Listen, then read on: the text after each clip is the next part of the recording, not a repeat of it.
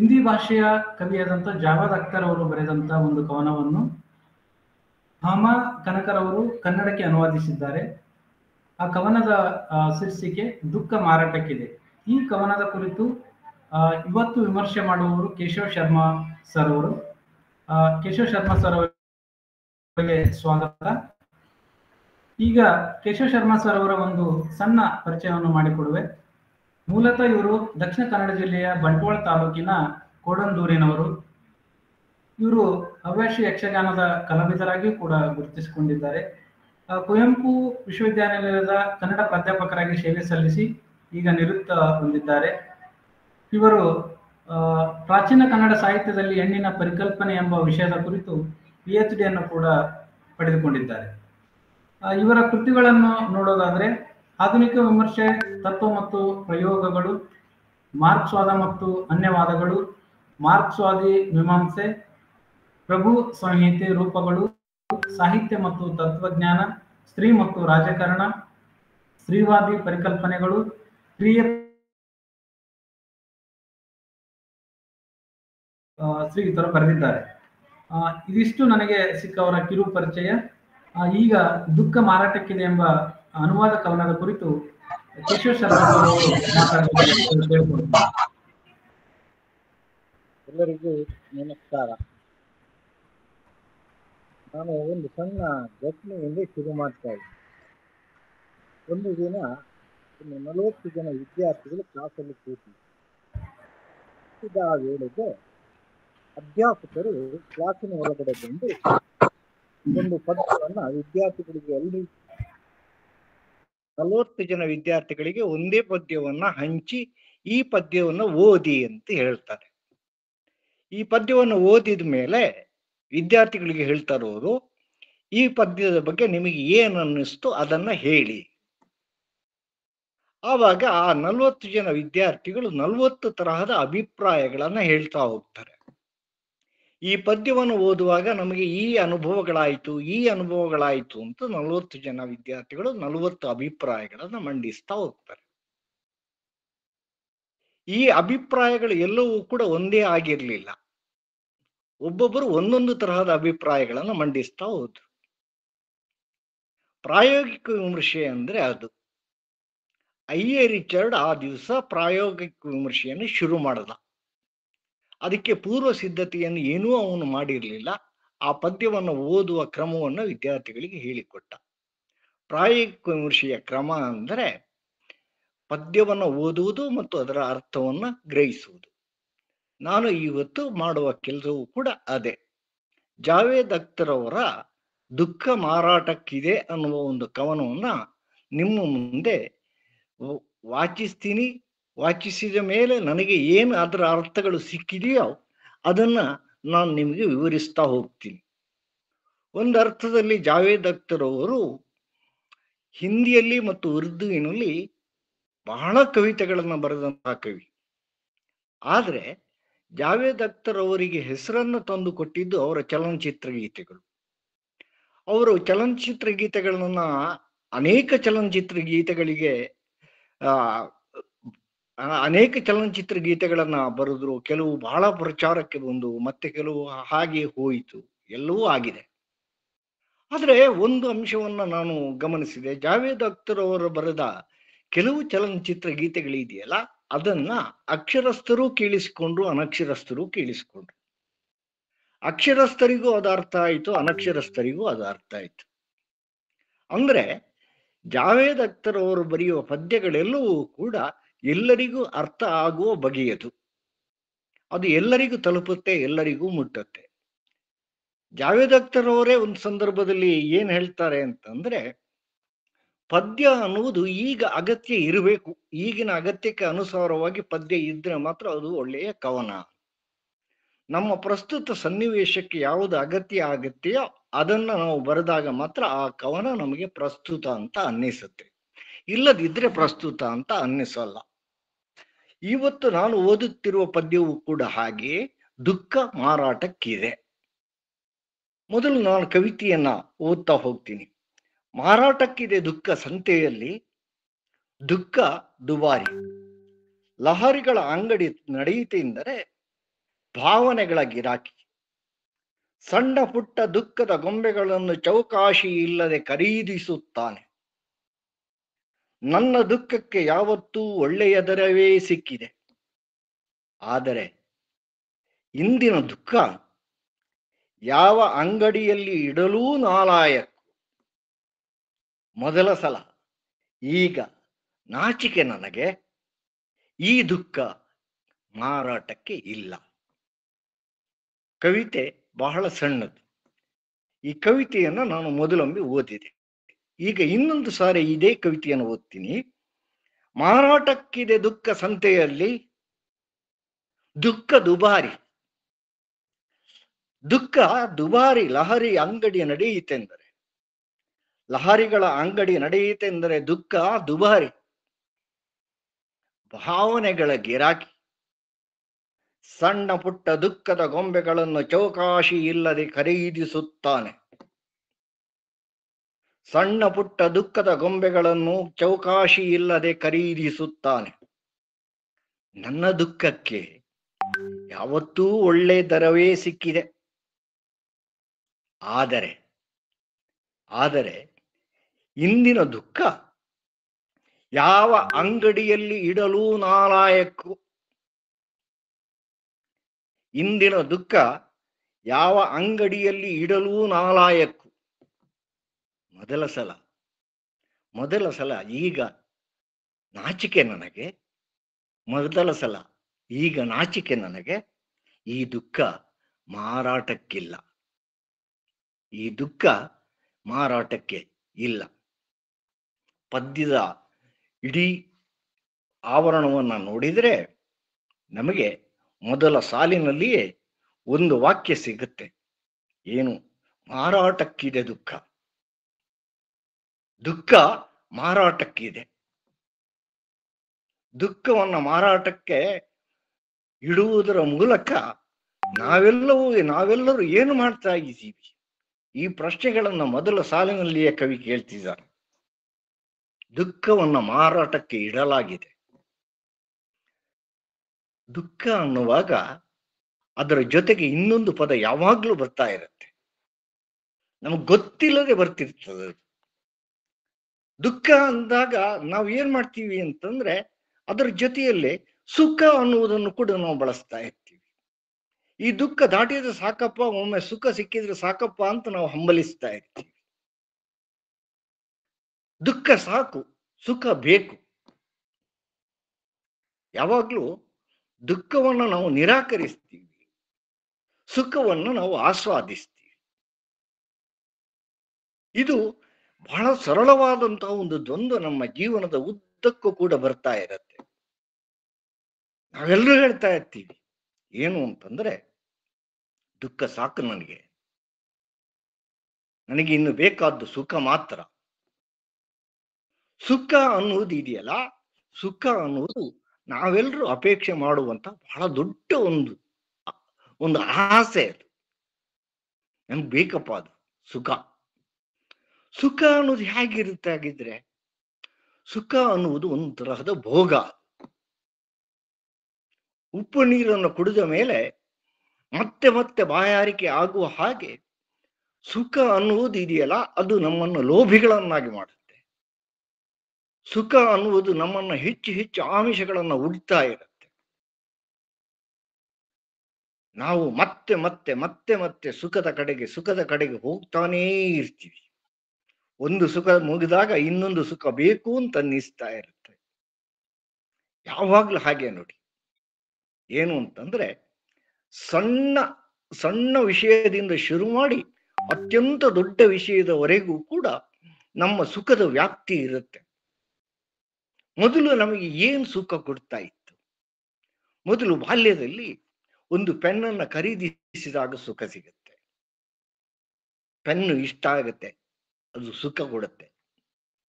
ಆದರೆ ಬೆಳೆಯುತ್ತಾ ಬಂದ ಹಾಗೆ ನಮ್ಮ ಸುಖದ ಕಲ್ಪನೆಗಳು ಬದಲಾಗ್ತಾ ಹೋಗ್ತವೆ. ಇವಾಗ ನೋಡಿ, ಸುಖ ಅಂದ್ರೆ ಏನು?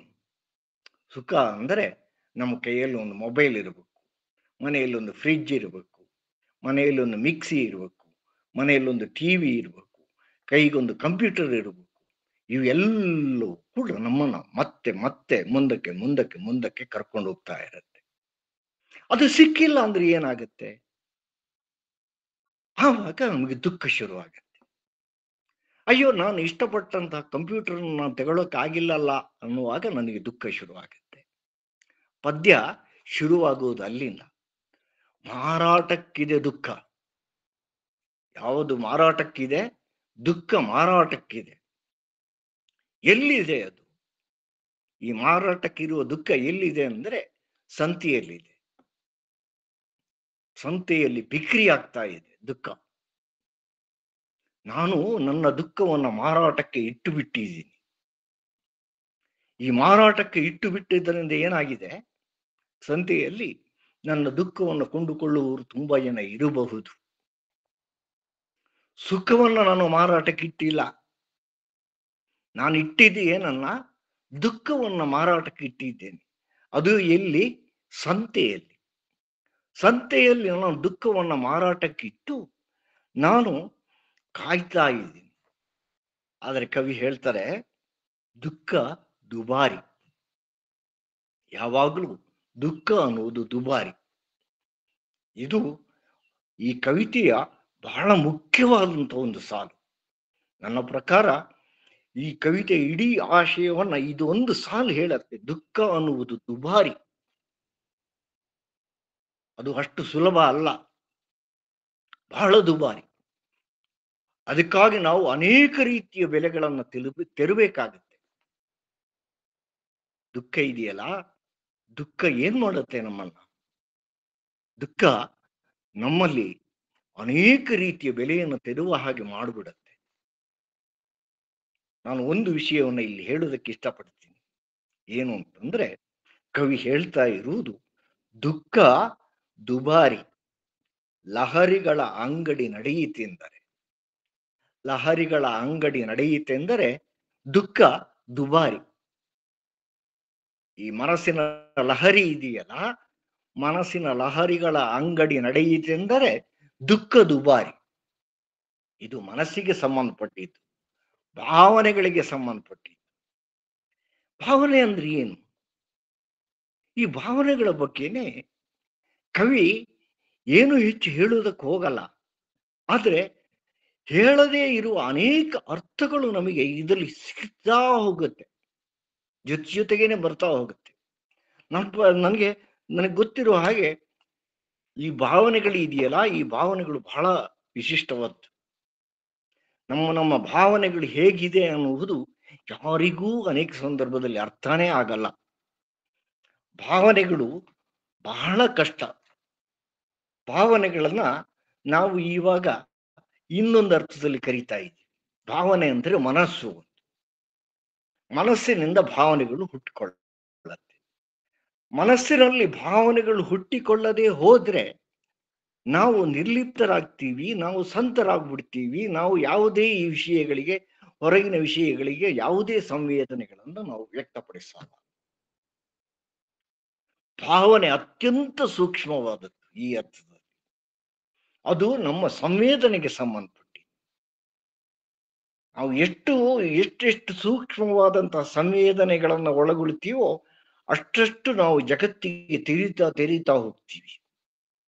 ಬೀದಿಯಲ್ಲಿ ಒಂದು ಮಗು ಭಿಕ್ಷೆ ಬೇಡುತ್ತೆ ಅಂತ ಇಟ್ಕೊಳ್ಳಿ, ನಮ್ಮ ಸಂವೇದನೆಯನ್ನು ಅದು ತಟ್ಟುವ ಹಾಗೆ ಇರಬೇಕು. ಆವಾಗ ನಮಗೆ ದುಃಖ ಆಗುತ್ತೆ. ಯಾಕೆ ಈ ಮಗು ಬೇಡ್ತಾ ಇದೆ? ಸಣ್ಣ ಮಗು ಇದು ಬೇಡ್ತಾ ಇದೆಯಲ್ಲ, ಯಾಕೆ ಅಂತ ಅದು ನಮ್ಮ ಭಾವನೆಯನ್ನ ತಟ್ಟುತ್ತೆ. ಆವಾಗ ನಮಗೆ ದುಃಖ ಆಗುತ್ತೆ. ಇಲ್ಲ, ಈ ಪ್ರಪಂಚವೇ ಹೀಗಪ್ಪ, ಇರುವವರಿಗೆ ಒಂಥರ, ಇಲ್ಲದೆ ಇರುವವರಿಗೆ ಇನ್ನೊಂದು ತರ. ಭಾವನೆಗಳು ಯಾವಾಗ್ಲೂ ಹೇಗಿರ್ತವೆ ಅಂತಂದ್ರೆ, ಭಾವನೆಗಳನ್ನ ನಾವು ಸ್ಪಷ್ಟವಾಗಿ ಗುರುತಿಸಲಾರೆವು. ಅದು ಕ್ಷಣ ಕ್ಷಣಕ್ಕೂ ಬದಲಾಗ್ತಾ ಹೋಗ್ತಾ ಇರುತ್ತೆ. ಈ ಕ್ಷಣದಲ್ಲಿರುವ ಭಾವನೆ ಇನ್ನೊಂದು ಕ್ಷಣದಲ್ಲಿ ಇರುತ್ತೆ ಅಂತ ಹೇಳೋಕ್ಕಾಗಲ್ಲ. ಅಷ್ಟು ವೇಗವಾಗಿ ನಮ್ಮ ಭಾವನೆಗಳು ಚಲಿಸ್ತವೆ. ಮನಸ್ಸು ಅನ್ನುವುದು ಚಂಚಲ ಅಂತ ಕರೆದಿದ್ದು ಈ ಕಾರಣಕ್ಕೆ. ಮನೋವಿಜ್ಞಾನಿಗಳು, ತತ್ವಜ್ಞಾನಿಗಳು ಭಾವನೆಗಳ ಬಗ್ಗೆ ಮತ್ತು ಮನಸ್ಸುಗಳ ಬಗ್ಗೆ ಮಾತಾಡಿದರು. ಬಹಳ ದೊಡ್ಡ ಫಿಲಾಸಫರ್ಸ್. ಏನು ಹೇಳಿದ್ರು ಗೊತ್ತಾ? ಭಾವನೆ ಅನ್ನೋದು ಇದೆಯಲ್ಲ, ಭಾವನೆಗಳನ್ನ ನೀವು ನಿಮ್ಮ ಕೈವಶ ಮಾಡಿಕೊಳ್ಳಬೇಕು. ಭಾವನೆಗಳನ್ನ ನೀವು ನಿಮ್ಮ ಕೈವಶ ಮಾಡಿಕೊಂಡ್ರೆ ಆವಾಗ ನೀವು ನಿರ್ಲಿಪ್ತರಾಗ್ಬಿಡ್ತೀವಿ. ಆದ್ರೆ ನಿರ್ಲಿಪ್ತರಾಗುವುದಕ್ಕೆ ಭಾವನೆಗಳನ್ನ ನಾವು ನಿಯಂತ್ರಿಸುವುದಾದ್ರೂ ಹೇಗೆ? ಇದು ನಮ್ಮ ಮುಂದಿರುವಂತಹದ್ದು ಬಹಳ ದೊಡ್ಡ ಒಂದು ಪ್ರಶ್ನೆ. ಆ ಪ್ರಶ್ನೆಯನ್ನ ಈ ಕವಿತೆ ಕೇಳ್ತಾ ಇದೆ. ಏನು ಅಂತಂದ್ರೆ, ಭಾವನೆಗಳು ಮಾರಾಟಕ್ಕಿವೆ. ಈ ಭಾವನೆಗಳು ಇದೆಯಲ್ಲ, ಈ ಭಾವನೆಗಳು ನಮ್ಮಲ್ಲಿ ಆಸೆಯನ್ನು ಹುಟ್ಟಿಸುತ್ತೆ, ದುಃಖವನ್ನು ಉಂಟು ಮಾಡುತ್ತೆ, ಅನೇಕ ಬಗೆಯ ಖಿನ್ನತೆಯನ್ನು ಉಂಟು ಮಾಡುತ್ತೆ. ನಾವು ಏಕಾಕಿಗಳಾಗ್ಬಿಡ್ತೀವಿ. ನಾವು ಎಲ್ಲೂ ಯಾವುದು ಬೇಡ ಅಂತ ಅನ್ನಿಸೋಕೆ ನಮಗೆ ಶುರು ಆಗುತ್ತೆ. ದುಃಖ ಹುಟ್ಟಿಕೊಳ್ಳುವುದು ನಮ್ಮ ಭಾವನೆಗಳ ಆಧಾರದ ಮೇಲೆ. ಆದ್ದರಿಂದಲೇ ಈ ದುಃಖವನ್ನು ನಿರ್ವಚಿಸುವುದು ಬಹಳ ಕಷ್ಟ. ಯಾವ ಹೊತ್ತಿಗೆ ನಮಗೆ ದುಃಖ ಬರುತ್ತೆ ಅಂತ ಹೇಳುವುದಾದ್ರೆ ಹೇಗೆ? ಅದಕ್ಕೆ ಒಂದು ಡೆಫಿನಿಷನ್ ಅನ್ನೋದು ಇದೆಯಾ ಅಂತ ಕೇಳಿದ್ರೆ, ಡೆಫಿನಿಷನ್ ಅನ್ನೋದೇ ಇಲ್ಲ. ಎಷ್ಟೊತ್ತಿಗೆ ನಮ್ಗೆ ದುಃಖ ಬರುತ್ತಪ್ಪ? ಎಷ್ಟೊತ್ತಿಗೆ ನಾವು ನಮ್ಮ ಭಾವನೆಗಳು ಹೇಗೆ ಬದಲಾಗುತ್ತಪ್ಪ? ನಮ್ಮ ಕೈಯಲ್ಲಿ ಇಲ್ಲ ಅದು. ಭಾವನೆಗಳ ಈ ಸಂತೆ ಅಥವಾ ಈ ಸರಕು ಅಥವಾ ಈ ಅಂಗಡಿ ಇದೆಯಲ್ಲ, ಇದು ಬಹಳ ವಿಚಿತ್ರವಾದ್ದು. ತತ್ವಜ್ಞಾನಿಗಳು ಹೇಳಿದ್ರು, ನೀವು ನಿಮ್ಮ ಭಾವನೆಗಳನ್ನ ನೀವು ನಿಯಂತ್ರಣ ಮಾಡಿಕೊಳ್ಳಿ. ಆದ್ರೆ ನಿಯಂತ್ರಣ ಮಾಡಿಕೊಳ್ಳಿ ಅಂತ ಅವ್ರು ಯಾಕೆ ಹೇಳಿದ್ರು ಅಂತಂದ್ರೆ, ಈ ದುಃಖ ಅಥವಾ ಸುಖ ಇದೆಯಲ್ಲ, ಈ ಎರಡು ಭಾವನೆಗಳು ನಮ್ಮನ್ನ ಯಾವಾಗಲೂ ಕೂಡ ಬೇರೆ ಬೇರೆ ಕಡೆಗೆ ಕರ್ಕೊಂಡು ಹೋಗ್ತಾ ಇರುತ್ತೆ. ಹೇಗೆ ಕರ್ಕೊಂಡು ಹೋಗುತ್ತಪ್ಪ? ದುಃಖ ನಮ್ಮನ್ನ ಏಕಾಕಿಗಳನ್ನಾಗಿ ಮಾಡ್ತೈತೆ. ನಾವು ಏಕಾಂತವಾದಿಗಳಾಗ್ಬಿಡ್ತೀವಿ. ನಮ್ಮ ದುಃಖದ ಜೊತೆಗೆ ಯಾರೂ ಇರಲ್ಲ.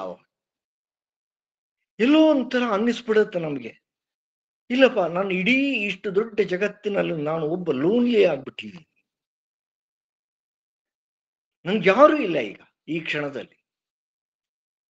ಈ ಕ್ಷಣದಲ್ಲಿ ಯಾರೂ ಇಲ್ಲ ಅನ್ನುವ ಭಾವನೆ ಬಂತ, ಆವಾಗ ನಮಗೆ ಅನ್ನಿಸ್ಬಿಡತ್ತೆ, ಅಯ್ಯೋ ಈ ಜೀವನವೇ ಸಾಕಪ್ಪ. ಸುಖ ಹಾಗಲ್ಲ. ಸುಖ ನಮ್ಮಲ್ಲಿ ಬೇರೆ ತರಹದ ಒಂದು ಭಾವನೆಯನ್ನು ಉಂಟು ಮಾಡುತ್ತೆ. ನಮ್ಮ ಮುಖವನ್ನು ನೋಡಿದ್ರು ಗೊತ್ತಾಗುತ್ತೆ, ಬೇರೆ ಏನು ಬೇಡ, ಮುಖವನ್ನು ನೋಡಿದ್ರು ಕೂಡ ನಮ್ಗೆ ಅರ್ಥ ಆಗತ್ತೆ ಒಬ್ಬ ವ್ಯಕ್ತಿ ಸುಖದಲ್ಲಿದ್ದಾನೋ ದುಃಖದಲ್ಲಿದ್ದಾನೋ. ದುಃಖದಲ್ಲಿದ್ದಾಗ ಒಬ್ಬ ವ್ಯಕ್ತಿಯ ಮುಖ ಇದೆಯಲ್ಲ, ಮುಖ ಕಳಾಹೀನವಾಗಿರುತ್ತೆ, ಮುದುಡಿಕೊಳ್ಳುತ್ತೆ, ಒಂಥರ ಅವನತ ಮುಖಿಯಾಗಿರ್ತಾವ, ತಲೆ ಕೆಳಗೆ ಹಾಕೊಂಡು ಏನೋ ಯೋಚನೆ ಮಾಡ್ತಾ ಇರ್ತಾನೆ. ಭಾವನೆ ಅನ್ನುವುದು ದುಃಖದಲ್ಲಿ ಆ ಥರ, ಸುಖದಲ್ಲಿ ಹಂಗಲ್ಲ. ಸುಖದಲ್ಲಿ ಏನಾಗತ್ತೆ, ಸುಖ ಸಿಕ್ಕಿದ ತಕ್ಷಣ ನಮ್ಮ ಮುಖ ಅರಳುತ್ತೆ, ನಮ್ಮ ಕಣ್ಣು ಅರಳುತ್ತೆ, ನಮ್ಮ ಭಾವನೆಗಳು ಅರಳುವುದಕ್ಕೆ ಶುರುವಾಗ್ತದೆ. ನಾವು ಎಲ್ಲಕ್ಕಿಂತ ಹೆಚ್ಚು ಸಂತೋಷವನ್ನು ಪಡ್ತಾ ಇರ್ತೀವಿ. ನಾವು ನಗಾಡುವುದಕ್ಕೆ ಶುರು ಮಾಡ್ತೀವಿ, ನಮ್ಮ ತುಟಿಗಳಲ್ಲಿ ನಗು ಅರಳುತ್ತೆ ಹಾಗೆ. ಆದರೆ ದುಃಖದಲ್ಲಿ ಹಾಗಲ್ಲ. ಆದ್ದರಿಂದಲೇ ದುಃಖ ಅನ್ನುವುದು ಇದೆಯಲ್ಲ, ದುಃಖ ಅನ್ನುವುದು ಯಾವಾಗಲೂ ಕೂಡ ನಮ್ಮನ್ನ ಮತ್ತೆ ಮತ್ತೆ ಕಾಡುತ್ತದೆ, ಒಂಥರ ಪ್ರೇತ ಕಾಡಿದ ಹಾಗೆ. ಇಲ್ಲಿ ಈ ಕಾಡುವಿಕೆ ಬಹಳ ಮುಖ್ಯವಾದ್ದು. ಇಡೀ ಕವಿತೆ ಹೇಳ್ತಾ ಇರುವುದು ಅದನ್ನ. ದುಃಖ ನನ್ನನ್ನು ಕಾಡುತ್ತಪ್ಪ, ದುಃಖವನ್ನು ನಾನು ಇವತ್ತು ಮಾರಾಟಕ್ಕೆ ಇಟ್ಟಿದ್ದೀನಿ. ನನ್ನ ದುಃಖ ಇದೆಯಲ್ಲ, ದುಃಖ ಮಾರಾಟಕ್ಕಿದೆ. ಕವಿತೆ ಶುರುವಾಗಿದ್ದ ಅಲ್ಲಿಂದ ದುಃಖ ಮಾರಾಟಕ್ಕಿದೆ. ಹೇಗೆ ಮಾರಾಟಕ್ಕಿದೆ? ನನ್ನ ದುಃಖವನ್ನು ಬಿಟ್ಟು ಬೇರೆ ಯಾವುದನ್ನೂ ಮಾರಲಾರೆ. ಅದಕ್ಕೆ ಕಾರಣ ಏನಪ್ಪ? ಕಾರಣ ನನ್ನ ಭಾವನೆಗಳು ಉದ್ವೇಗಕ್ಕೆ ಒಳಗಾದಾಗ ನಾನು ನನ್ನ ದುಃಖವನ್ನ ಮತ್ತೆ ಮತ್ತೆ ದುಃಖವನ್ನು ಅನುಭವಿಸ್ತಾ ಹೋಗ್ತೀನಿ. ಇದನ್ನು ಜಾವೇದ್ ಅಖ್ತರ್ ಹೇಳ್ತಾ ಇದ್ದಾರೆ. ಇಲ್ಲಪ್ಪ, ಹೀಗಾಯ್ತು, ನನ್ನ ಭಾವನೆಗಳು ನನ್ನನ್ನು ಕಂಟ್ರೋಲ್ ಮಾಡ್ತಾ ಇದೆ, ನಿಯಂತ್ರಣ ಮಾಡ್ತಾ ಇದೆ. ಆದ್ದರಿಂದಲೇ ನಾನು ಇದನ್ನ ದಾಟಲಾರೆ. ದುಃಖವನ್ನು ದಾಟುವುದು ನನಗೆ ಬಹಳ ಕಷ್ಟವಾಗಿದೆ. ಇದು ಕಾಮನ್ ಫೆನಾಮಿನಾ ಅಂತ ಅಂತೀನಿ. ಇದು ತುಂಬಾ ಕಾಮನ್ ಅದು ಒಂದು ಅರ್ಥದಲ್ಲಿ. ಕಾಮನ್ ಫೆನಾಮಿನಾ ಅಂದ್ರೆ ಎಲ್ಲರಿಗೂ ಕಾರಣ, ಎಲ್ಲರಿಗೂ ಬರಬಹುದಾದಂತ ಒಂದು ಭಾವನೆ. ಕವಿ ಎಲ್ಲರಿಗೂ ಬರಬಹುದಾದಂತ ಒಂದು ಭಾವನೆಗಳನ್ನ ಈ ಕವಿತೆಯಲ್ಲಿ ಹೇಳ್ತಾ ಇದ್ದಾರೆ.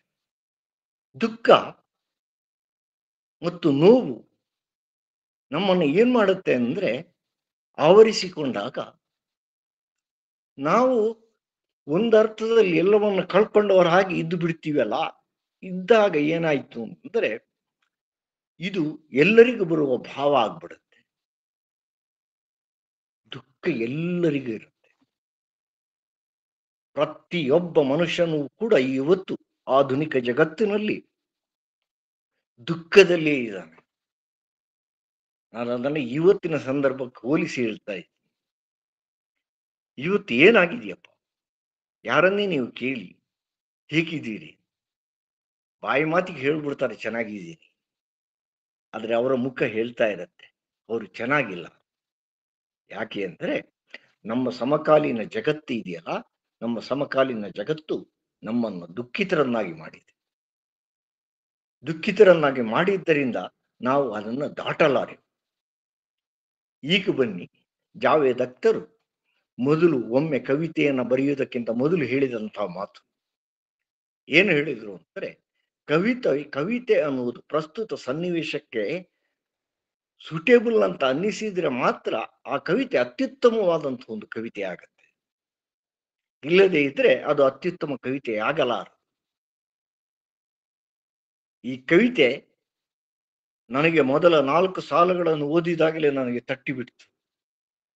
ನನ್ನನ್ನು ತಟ್ಟುತ್ತದೆ, ನಿಮ್ಮನ್ನ ತಟ್ಟುತ್ತೆ. ಯಾಕೆ ತಟ್ಟುತ್ತೆ ಅಂದ್ರೆ, ನಮ್ಮೆಲ್ಲರ ಸಂವೇದನೆಯ ಒಳಗಡೆ ಈ ದುಃಖ ಅನ್ನುವುದು ಒಂದು ಇದ್ದೇ ಇದೆ. ಇದನ್ನ ನಾವು ದಾಟಲಾರೆವು. ಹಾಗಿದ್ರೆ ಮುಂದೆ ಏನನ್ನು ಹೇಳ್ತಾರವರು ಕವಿ? ಮುಂದೆ ಹೇಳ್ತಾರವರು, ಕವಿತೆ ಅಂದ್ರೆ ಅವರ ಕವಿತೆಯಲ್ಲಿ ಅವರೇ ಹೇಳ್ತಾರೆ, ನನ್ನ ದುಃಖಕ್ಕೆ ಯಾವತ್ತು ಒಳ್ಳೆಯ ದರವೇ ಸಿಕ್ಕಿದೆ. ನನ್ನ ದುಃಖಕ್ಕೆ ಯಾವತ್ತು ಒಳ್ಳೆಯ ದರ ಸಿಕ್ಕಿದೆ. ದುಃಖವನ್ನ ನಾನು ಏನ್ ಮಾಡಿದ್ದೀನಿ ಗೊತ್ತಾ? ಮಾರಾಟಕ್ಕಿಟ್ಟಿದ್ದೆ. ಮಾರಾಟಕ್ಕಿಟ್ಟಾಗ ಅದೇನಾಯ್ತು ಅಂತಂದ್ರೆ, ಎಲ್ಲರೂ ಒಳ್ಳೆಯ ರೀತಿಯಲ್ಲಿ ಅದನ್ನು ಕೊಂಡುಕೊಂಡ್ರು. ಏನಿದ್ರ ನಿಗೂಢವಾದಂತಹ ಅರ್ಥ? ದುಃಖವನ್ನ ನಾವು ಪರಿವರ್ತನೆ ಮಾಡಿಕೊಳ್ಳು.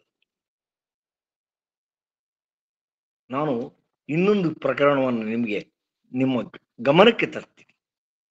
ದುಃಖವನ್ನು ನಾವು ಹೇಗೆ ಪರಿವರ್ತನೆ ಮಾಡ್ಕೊತೀವಿ? ದುಃಖವನ್ನ ನಾವು ಕವಿತೆ ಮಾಡ್ಕೋಬಹುದು, ದುಃಖವನ್ನ ನಾವು ಕತೆ ಮಾಡ್ಕೋಬಹುದು, ದುಃಖವನ್ನ ನಾವು ಅಳುವ ಮಾಡಿಕೊಳ್ಳಬಹುದು, ದುಃಖವನ್ನು ನಾವು ಕತ್ತಲೆ ಮಾಡ್ಕೋಬಹುದು, ದುಃಖವನ್ನ ನಾವು ಸಂತೆಯಲ್ಲಿ ಪಿಕರಿಯಾಗಿ ಮಾರಾಟ ಮಾಡಬಹುದು.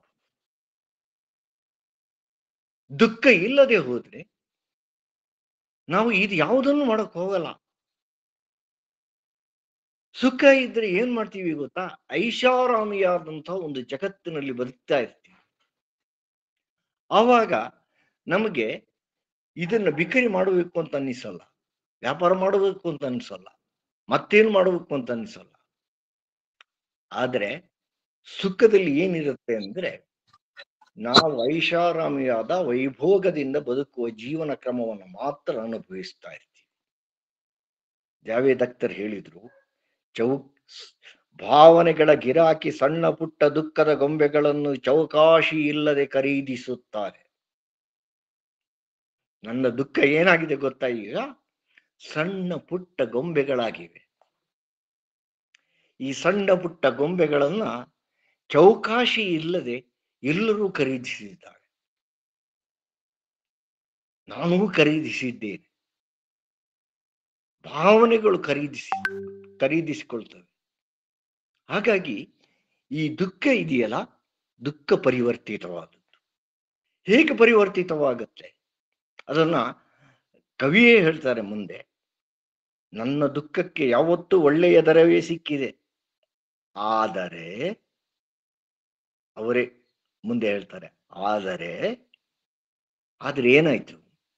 ಆದರೆ ಇಂದಿನ ದುಃಖ ಯಾವ ಅಂಗಡಿಯಲ್ಲಿ ಇಡಲು ನಾಲಾಯಕ್ಕು. ನನ್ನ ಇವತ್ತಿಗೆ ಆಗ್ತಾ ಇರುವ ದುಃಖ ಇದೆಯಲ್ಲ, ಅದನ್ನ ನಾನು ಯಾವ ಅಂಗಡಿಯಲ್ಲಿ ಇಡುವುದಕ್ಕೂ ನಾಲಾಯಕ. ನನ್ನ ದುಃಖವನ್ನ ಇವತ್ತು ನಾನು ಅಂಗಡಿಯಲ್ಲಿ ಇಡೋಕ್ ಆಗಲ್ಲ. ನನ್ನ ಇವತ್ತಿನ ದುಃಖ ಅಷ್ಟು ಕಷ್ಟತರವಾದದ್ದು, ನಾನು ಅಂಗಡಿಯಲ್ಲಿ ಇಡುವುದಕ್ಕೂ ಸಾಧ್ಯ ಇಲ್ಲ. ಉಳಿದ ಎಲ್ಲ ದುಃಖವನ್ನು ಕೂಡ ನಾನು ಪರಿವರ್ತನೆ ಮಾಡಿಕೊಂಡಿದ್ದೀನಿ. ದುಃಖ ಒಂದು ಹಂತದಲ್ಲಿ ಭಾರತದಲ್ಲಿ ಮಹಾಕಾವ್ಯಕ್ಕೆ ಕಾರಣ ಆಯಿತು. ಬಹುಶಃ ನಿಮ್ಗೆಲ್ರಿಗೂ ಕೂಡ ಗೊತ್ತಿರಬಹುದು. ಒಬ್ಬನ ಒಂದು ದುಃಖ ಇದೆಯಲ್ಲ, ಒಂದು ದುಃಖ ಒಂದು ದೊಡ್ಡ ಮಹಾಕಾವ್ಯವನ್ನು ರಚನೆ ಮಾಡುವುದಕ್ಕೆ ಅವಕಾಶವನ್ನು ಕಲ್ಪಿಸಿಕೊಟ್ಟಿತು. ಅದುವೇ ರಾಮಾಯಣ. ವಾಲ್ಮೀಕಿ ಒಂದು ದಿನ ನದಿ ತೀರಕ್ಕೆ ಹೋಗ್ತಾ ಇರೋ ಸಂದರ್ಭದಲ್ಲಿ ಕ್ರೌಂಚ ಮಿಥುನ ಪಕ್ಷಿಗಳು ಮರದ ಮೇಲೆ ಇದ್ರು. ಆವಾಗ ಈ ಕ್ರೌಂಚ ಮಿಥುನ ಪಕ್ಷಿಗಳನ್ನು ನೋಡಿದ ಒಬ್ಬ ವ್ಯಾಧ ಏನ್ ಮಾಡ್ತಾನೆ ಅಂತಂದ್ರೆ, ದೂರದಿಂದಲೇ ಬಾಣವನ್ನು ಬಿಡ್ತಾನೆ. ಬಾಣವನ್ನು ಬಿಟ್ಟ ತಕ್ಷಣವೇ ಗಂಡು ಹಕ್ಕಿ ಮೇಲಿಂದ ಕೆಳಕ್ಕೆ ಬಿದ್ದು ಸಾಯುತ್ತೆ. ಇದನ್ನ ವಾಲ್ಮೀಕಿ ನೋಡಿ ಮಾನಿಷಾದ, ಅಲ್ಲಿಯೇ ನಿಲ್ಲು. ಅಲ್ಲಿಂದ ಮಹಾಕಾವ್ಯ ಶುರುವಾಗಿದೆ, ರಾಮಾಯಣ. ಇಡೀ ರಾಮಾಯಣವನ್ನು ನೋಡಿದರೆ ಆ ರಾಮಾಯಣದಲ್ಲಿ ಇರುವುದು ನಮಗೆ ಬರೀ ದುಃಖ. ಸುಖದ ಪ್ರಶ್ನೆಗಳು ಬರುವುದಿಲ್ಲ, ಅಲ್ಲಿ ಎಲ್ಲೂ ಕೂಡ ಬರಲ್ಲ. ಇಡೀ ರಾಮಾಯಣದಲ್ಲಿ ನಾನು ಗಮನಿಸಿದ ಹಾಗೆ ಒಂಥರ ದುಃಖ, ಒಂಥರ ವೇದನೆ. ಹಾಗಿದ್ರೆ ದುಃಖವನ್ನು ಒಂದು ಮಹಾಕಾವ್ಯವಾಗಿ ಮಾಡಿದ ವಾಲ್ಮೀಕಿಯ ಪ್ರತಿಭೆ ಇದೆಯಲ್ಲ, ಅದು ಬಹಳ ದೊಡ್ಡದು. ಇವತ್ತಿನವರೆಗೂ ಕೂಡ ನಮಗೆ ರಾಮಾಯಣ ಯಾಕೆ ಮುಖ್ಯ ಕಾವ್ಯ ಆಗಿದೆ ಅಂದ್ರೆ ಅದೇ ಕಾರಣಕ್ಕೆ ಮುಖ್ಯ ಕಾವ್ಯ ಆಗಿದೆ. ಅಲ್ಲಿ ರಾಮ ಬರ್ತಾನೆ, ಲಕ್ಷ್ಮಣ ಬರ್ತಾನೆ, ರಾವಣ ಬರ್ತಾನೆ, ಅಥವಾ ಸೀತೆ ಬರ್ತಾರೆ ಅಂತ ಹಾಗೆಲ್ಲ ಪ್ರಶ್ನೆ ಅದು. ಆ ಪ್ರಶ್ನೆ ಇರುವುದಲ್ಲ. ರಾಮ ಬಂದಿದ್ದಾನೆ ಸರಿ, ಲಕ್ಷ್ಮಣ ಬಂದಿದ್ದಾನೆ ಸರಿ, ಸೀತೆ ಬಂದಿದ್ದಾಳೆ ಸರಿ, ರಾವಣನು ಬಂದಿದ್ದಾನೆ ಸರಿ. ಆದ್ರೆ ಇವರೆಲ್ಲರಿಗೂ ಕೂಡ ಒಂದಲ್ಲ ಒಂದು ತರಹದ ದುಃಖಗಳಿವೆ. ಈ ದುಃಖಗಳು ಯಾಕೆ ಬಂತು ಹಾಗೆ? ಆದ್ರೆ ಈ ದುಃಖಗಳು ಬಂದಿದೆಯಲ್ಲಿ ನಾವು ಯಾವ ಮೂಲದಿಂದ ಅಂದ್ರೆ, ವಾಲ್ಮೀಕಿಯ ಮನಸ್ಸಿನಲ್ಲಿ ಆ ದುಃಖ ಇತ್ತು. ಯಾವ ದುಃಖ ಇತ್ತು? ಗಂಡು ಮಿಥುನ ಹಕ್ಕಿ ಇದೆಯಲ್ಲ, ಕ್ರೌಂಚ ಪಕ್ಷಿ, ಅದು ಸತ್ತದ್ದನ್ನ ಕಣ್ಣಾರೆ ನೋಡಿದ ವಾಲ್ಮೀಕಿ ದುಃಖಪೂರಿತವಾದಂತಹ ಒಂದು ಮಹಾಕಾವ್ಯವನ್ನು ಬರೆದ. ಅಂದ್ರೆ ಭಾವನೆಗಳು ಜೋರಾಗಿ ಅತ್ಯಂತ ತೀವ್ರವಾಗಿ ಕಾಡಿದಾಗ ಮಾತ್ರ ನಾವು ಏನನ್ನಾದ್ರೂ ಮಾಡ್ತೀವಿ. ದುಃಖದ ತೀವ್ರತೆ ಅದು. ದುಃಖ ನಮ್ಮನ್ನು ತೀವ್ರವಾಗಿ ಕಾಡುತ್ತೆ. ನಾವು ಅದರಿಂದ ಬಿಡುಗಡೆ ಹೊಂದುವುದಕ್ಕೆ ಪ್ರಯತ್ನ ಮಾಡ್ತೀವಿ.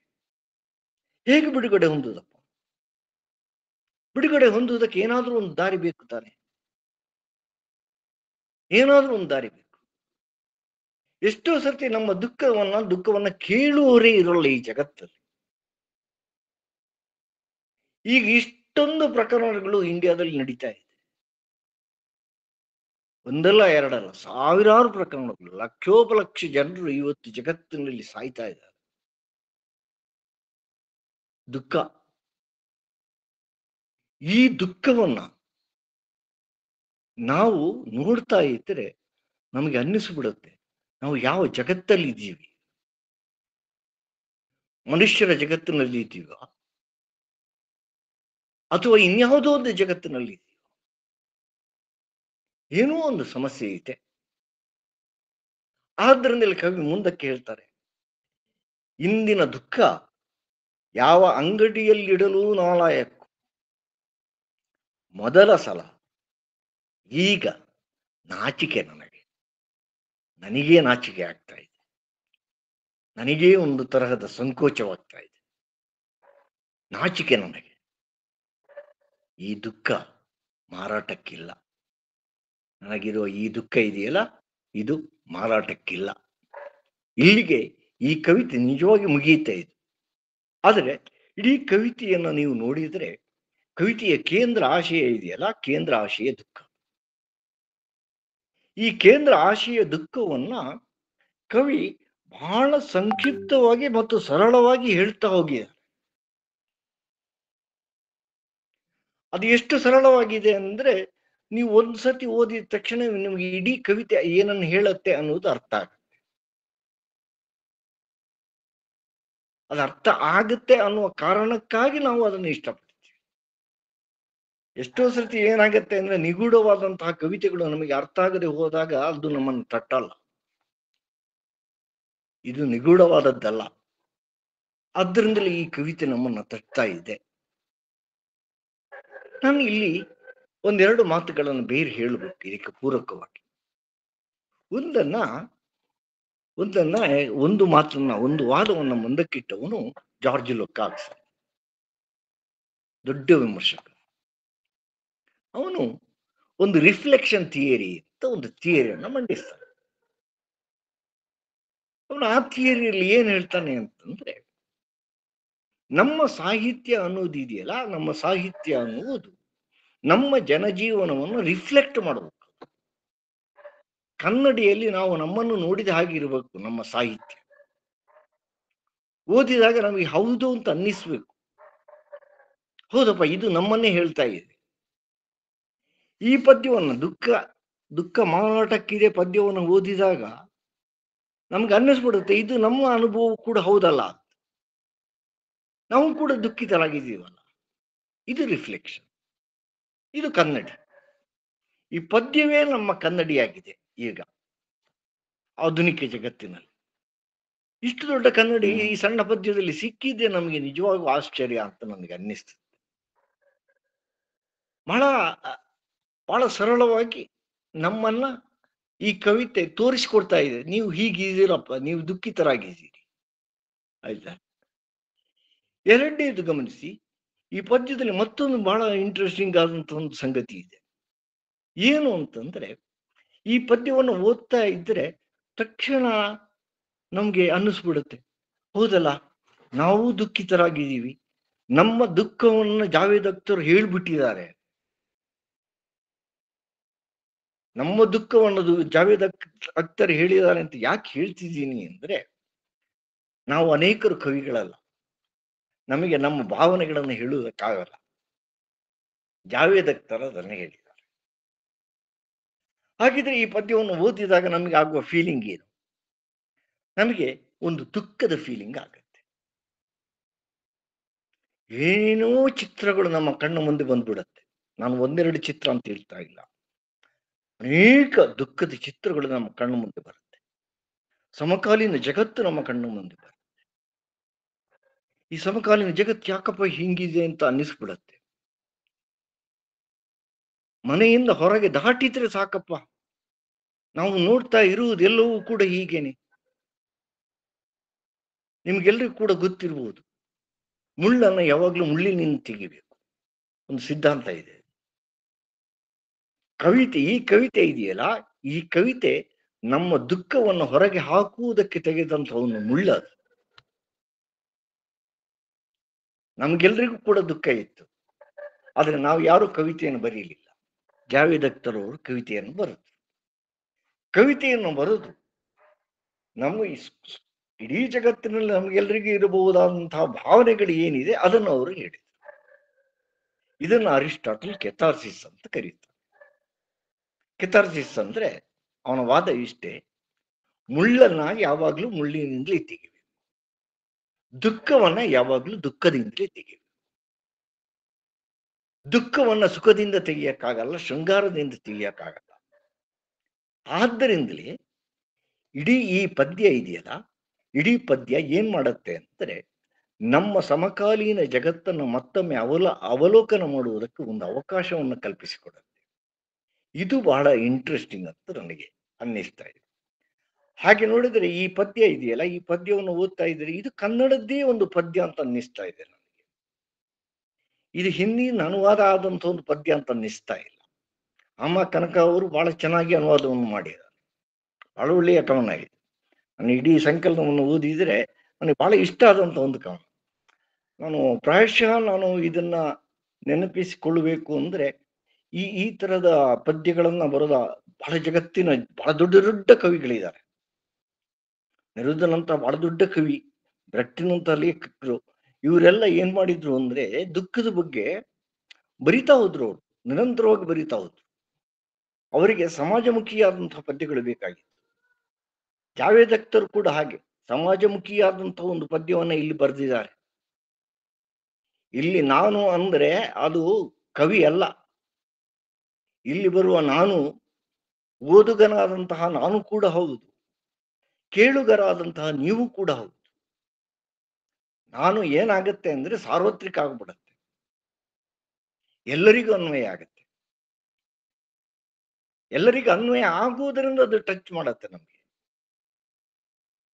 ಪದ್ಯಗಳು ನಮ್ಮನ್ನು ಟಚ್ ಮಾಡ್ಬೇಕು. ನನ್ನ ಪ್ರಕಾರ ನಮ್ಮನ್ನ ಟಚ್ ಮಾಡಿದ್ರೆ ಏನು ಅನ್ನಿಸ್ಬಿಡುತ್ತೆ ನಮ್ಗೆ, ಓ ಹೌದಲ್ಲ, ಇದು ಸರಿ, ನಮ್ಗೆ ಇದು ಟಚ್ ಮಾಡ್ತಾ ಇದೆ, ನಮ್ಮ ಸಂವೇದನೆಯನ್ನು ಇದು ಮುಟ್ತಾ ಇದೆ.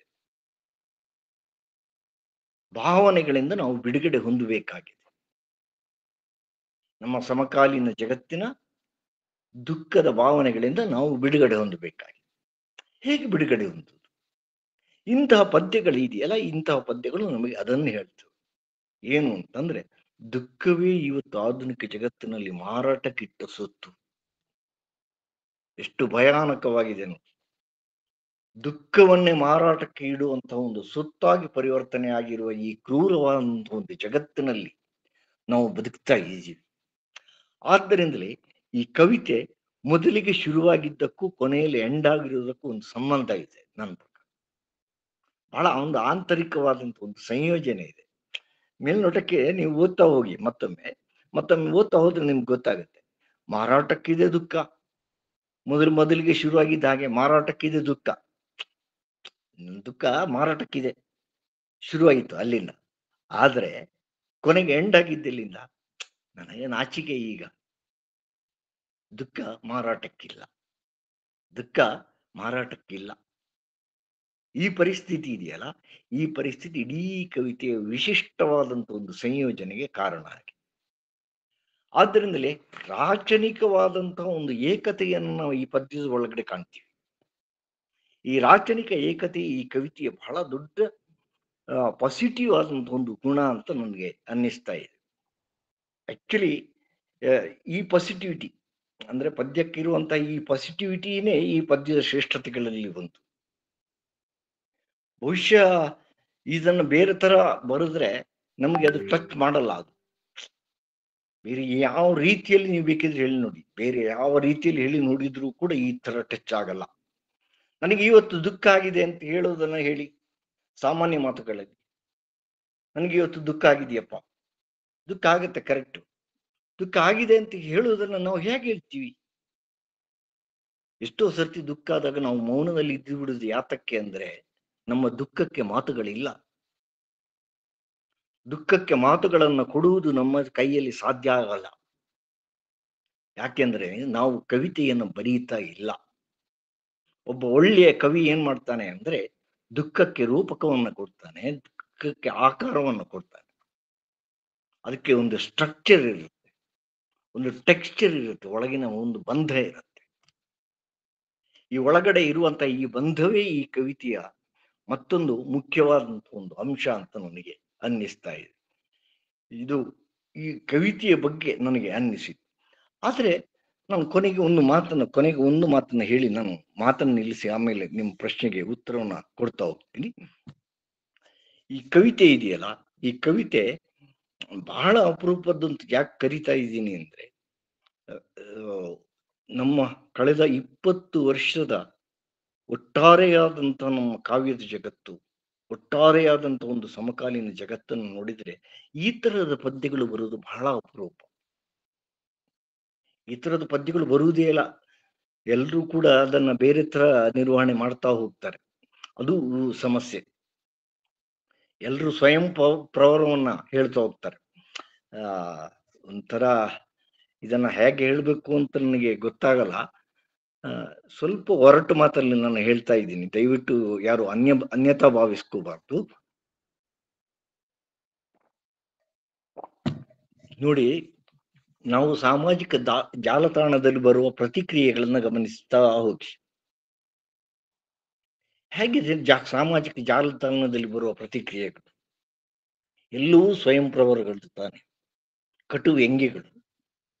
ಯಾರೋ ಒಬ್ರು ಫೇಸ್ಬುಕ್ನಲ್ಲಿ ಏನು ಹಾಕಿದ್ರು ಅಂದರೆ ಮರುದಿವಸ ಬೆಳಿಗ್ಗೆ ನೋಡಿದ್ರೆ ಮಾರುದ್ದದ ಕಮೆಂಟ್ಗಳು ಬಂದಿರ್ತವೆ. ಎಲ್ಲವೂ ಅವಹೇಳನ ಮಾಡುವಂತಹ ಕಮೆಂಟ್ಗಳು, ವ್ಯಕ್ತಿಯ ಘನತೆಯನ್ನ ಕಡಿಮೆ ಮಾಡುವಂತಹ ಪ್ರಶ್ನೆಗಳು ಇವತ್ತು ಬಹಳ ನಡೀತಾ ಇದೆ. ಮನುಷ್ಯನಿಗೆ ಒಂದು ಘನತೆ ಅನ್ನೋದು ಇದೆ ನೋಡಿ, ಈ ಘನತೆಯೇ ಇಲ್ಲವಾಗಿದೆ. ಘನತೆಯನ್ನೇ ಕಳೆದುಕೊಳ್ಳುವಂತಹ ಒಂದು ಪರಿಸ್ಥಿತಿಗೆ ನಾವು ಬಂದು ತಲುಪಿದ್ದೀವಿ. ಇದು ದುಃಖದ ಪರಿಸ್ಥಿತಿ. ಇಂತಹ ದುಃಖದ ಪರಿಸ್ಥಿತಿಯಲ್ಲಿ ನಾವು ಆಶಿಸುವುದಾದ್ರೆ ಏನನ್ನ? ನಮ್ಮ ಭಾವನೆಗಳಿಗೆ ಬೆಲೆ ಕೊಡುವಂತಹ ಒಂದು ಪದ್ಯವನ್ನು, ನಮ್ಮ ಭಾವನೆಗಳಿಗೆ ಒಂದು ಬೆಲೆ ಕೊಡಬೇಕಪ್ಪ. ಯಾವುದಾದ್ರೂ ಒಂದು ಪದ್ಯ ನಮಗೆ ಬೆಲೆ ಕೊಡಬೇಕು. ನಾನು ಮೂಲತಃ ಕವಿ ಅಲ್ಲ, ನಂಗೆ ಕವಿತೆ ಬರೆಯೋಕೆ ಬರಲ್ಲ, ಕವಿತೆ ಬರೆದೂ ಇಲ್ಲ. ಯಾವಾಗಲೋ ಹಿಂದೆ ಬರೆದಿದ್ದೆ, ಅದು ಬಿಟ್ಟು ಬಿಡಿ. ಆದ್ರೆ ಕವಿತೆ ಬರೆಯೋಕೆ ಬರಲ್ಲ ನನಗೆ.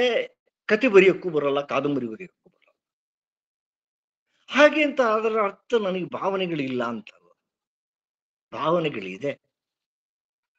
ನನಗೂ ದುಃಖ ಆಗತ್ತೆ, ನನಗೂ ಬೇಸರ ಆಗತ್ತೆ, ನನಗೂ ಖಿನ್ನತೆ ಬರುತ್ತೆ. ಖಿನ್ನತೆ ಅನ್ನುವುದು ಅಂದ್ರೆ ನಾನು ಹೇಳ್ತಾ ಇರುವುದು ದುಃಖದಿಂದ ಆವರಿಸಿಕೊಳ್ಳುವಂತಹ ಒಂದು ಖಿನ್ನತೆ. ಇವತ್ತು ಜಗತ್ತಿನಾದ್ಯಂತ ಇದೊಂದು ಬಹಳ ದೊಡ್ಡ ಮಾರಕವಾದಂತಹ ಒಂದು ಪ್ರಶ್ನೆಯಾಗ್ಬಿಟ್ಟಿದೆ. ಖಿನ್ನತೆಯನ್ನು ದುಃಖದಿಂದ ಉಂಟಾಗುತ್ತದೆ. ದುಃಖದಿಂದ ಉಂಟಾಗುವಂತಹ ಒಂದು ಈ ಭಾವನೆಗಳಿಂದ ಹೊರಗಡೆ ಬರುವುದಾದ್ರೆ ಹೇಗೆ? ನನಗೆ ಸಿಗುವಂತಹ ಒಂದು ದಾರಿ ಏನು ಅಂದ್ರೆ, ಇಂತಹ ಪದ್ಯಗಳು ನಮಗೆ ಒಂದು ಹೊಸ ರಹದಾರಿಯನ್ನು ಹಾಕಿಕೊಡ್ತವೆ.